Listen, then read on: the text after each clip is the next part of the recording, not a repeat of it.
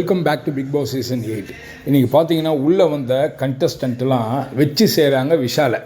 அவனால் தாக்கு பிடிக்க முடியல. ஐயோ என்னடா அப்படி இப்போ இவ்வளோ நாள் இப்போ அந்த முக்கோண வடிவத்தில் காதல் பண்ணியிருந்தார் இல்லையா, இந்த பக்கம் வந்து தர்ஷிகாவையும் இந்த பக்கம் அன்ஷிதாவையும், அது பெரிய இஷ்யூ ஆகிட்டு இருக்கு. உள்ளே வந்து யார் வந்தாலும் ரவீந்தர் சார் தான் கேட்கல, அதை பற்றி பேசலை கண்டி.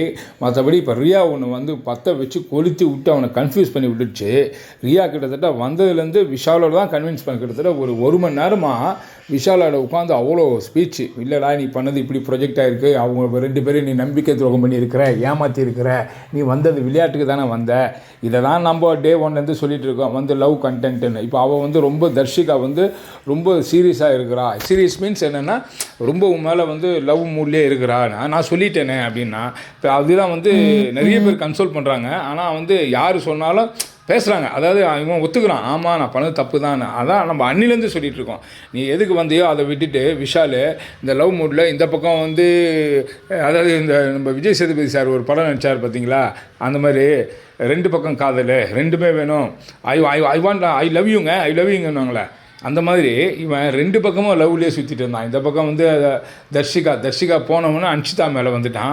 ஆனால் அன்ஷிதாவுடைய பஞ்சாயத்து பெரும் பஞ்சாயத்து. அருண் வரான் இல்லையா, அருண் வந்தால் தான் மிகப்பெரிய கலவரமே இருக்குது. அது பிக் பாஸ் எப்படி ஹேண்டில் பண்ண போகிறான்னு தெரில.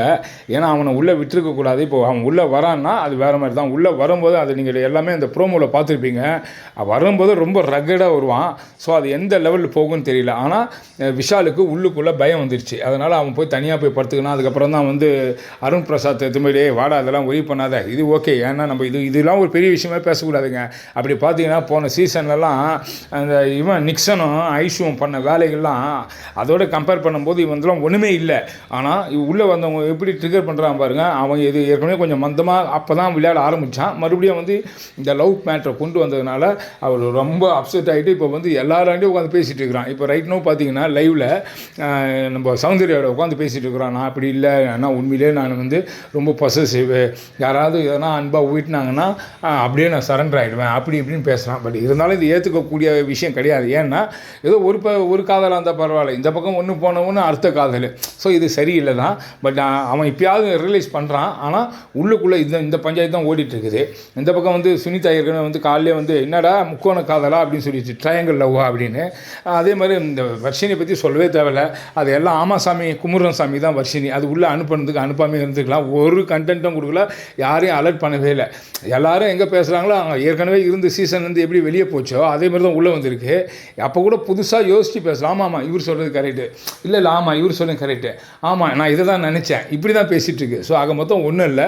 இப்போ இதுதான் வந்து விறுவிறுப்பாக இந்த லவ் ஸ்டோரியை பற்றி தான் பேசிட்டு போயிட்டே இருக்குது. உள்ள ஜவ்வு மாதிரி இழுத்துட்டு இருக்கிறாங்க. அருணவ் வந்தால் தாங்க ஆடுகளும் சூடு பிடிக்கும். ஏன்னா இதுக்கப்புறம் அங்கங்கே உட்காந்து பேசிகிட்டு இருக்கிறாங்க. நம்ம ரவீந்தர் சார் வந்து முத்துக்குமாருக்கு நிறைய அட்வைஸ் பண்ணிட்டு இருக்கிறாரு.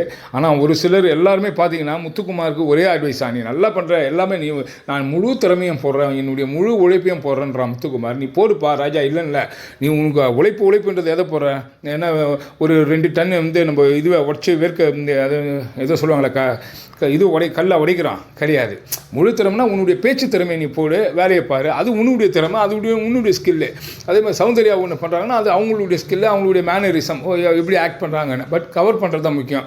இதே இப்போ தீபக் பார்த்தீங்கன்னா அவன் ஸ்மார்ட்டாக ஒரு மூவ்மெண்ட் பண்ணிட்டு போயிட்டு இருக்கிறான், தீபக்குடைய ஒர்க்கு. அருண் பார்த்தீங்கன்னா எங்கே இருக்குது, எந்த பஞ்சாயத்து கரெக்டாக பேசுகிறாப்புல, வாய்ஸ் அவுட் எங்கே கொடுக்கணுமோ அங்கே கொடுக்குறாப்புல. ஸோ இப்படி தான் ஒவ்வொருத்தர் நான் முழு உழைப்பையும் போடுறேன், எனக்கு என்ன இப்படி இருக்கும், மக்கள் என்ன சப்போர்ட், இனிமேல் மக்கள் சப்போர்ட்ன்றதில் ஆல்ரெடி பண்ணியாச்சு. இதுக்கு மேலே யார் அந்த 8 பேருக்கு எப்படின்றத வெளியே இருக்க மக்கள் நம்ம தான் பண்ண போகிறோம்.